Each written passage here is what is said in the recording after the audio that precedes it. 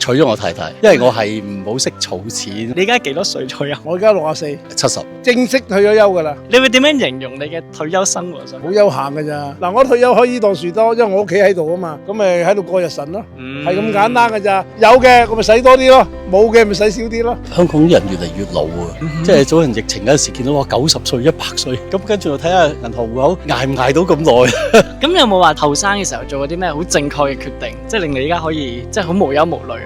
娶咗我太太，因為我係唔好識儲錢，即係例如我中意同朋友去玩啊剩啦。咁你結咗婚之後有一個責任，即係你而家仲有冇話有其他夢想你仲想去追求？做自己中意做嘅嘢咯，想再去多啲地方。每一年我同太太都會去2個 trip 啦，至少一個係國內嘅，一個就外國。你有冇啲咩退休嘅建議可以俾其他人？做人唔好停咯，千祈唔好 hea 喺屋企咯。